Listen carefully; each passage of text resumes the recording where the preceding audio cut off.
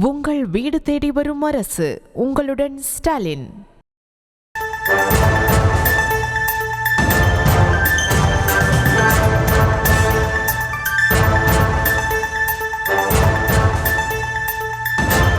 அண்மை செய்தியை பார்த்து வருகிறோம்.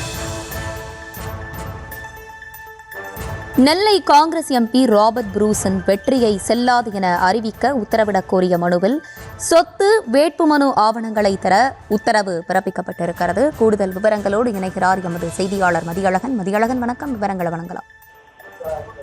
கடந்த 2024ஆம் ஆண்டு நடந்த மக்களவைத் தேர்தலில் போட்டியிட்ட காங்கிரஸ் வேட்பாளர் ராபர்ட் புரூஸ் வெற்றி பெற்றார். அவரது வெற்றியை எதிர்த்து செல்லாது என அறிவிக்கக்கூடிய அவருக்கு எதிராக போட்டியிட்ட நயனா நாகேந்திரன் சென்னை உயர்நீதிமன்றத்தில் மனு தாக்கல் செய்திருந்தார்.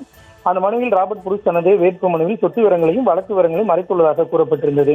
இந்த வழக்கில் சாட்சியமளித்த நயனா நாகேந்திரன் தேர்தல் வேட்பு மனுவில் சொத்து விவரங்கள், குற்ற வழக்குகளை மறைத்து ராபர்ட் புரூஸ் தேர்தலில் வெற்றி பெற்றதாக தெரிவித்திருந்தார். இந்த வழக்கு நீதிபதி ஜி ஜெயச்சந்திரன் முன்பு இன்று மீண்டும் விசாரணைக்கு வந்தது. அப்பொழுது ராபர்ட் புரூஸ் தரப்பில் ஆஜரான வழக்கறிஞர் நாடாளுமன்ற கூட்டத்தொடர் தொடங்கிவிட்டதாகவும் அதில் கலந்து கொள்வதால் இந்த வழக்கில் சாட்சியமளிக்க அவகாசம் வேண்டும் என கோரிக்கை விடுக்கப்பட்டது. இதனையடுத்து தேர்தலில் ராபர்ட் புரூஸ் தாக்கல் செய்த வேட்புமனுவுடன் சொத்து மற்றும் வழக்கு விவரங்கள் குறித்த ஆவணங்களை தாக்கல் செய்ய தேர்தல் ஆணையத்திற்கு உத்தரவிட்ட நீதிபதி வழக்கினுடைய விசாரணையை ஜூலை 29ஆம் தேதிக்கு ஒத்திவைத்தார். விவரங்களை வழங்கியமைக்கு நன்றி மதியழகன். உங்கள் வீடு தேடி வரும் அரசு. உங்களுடன் ஸ்டாலின்.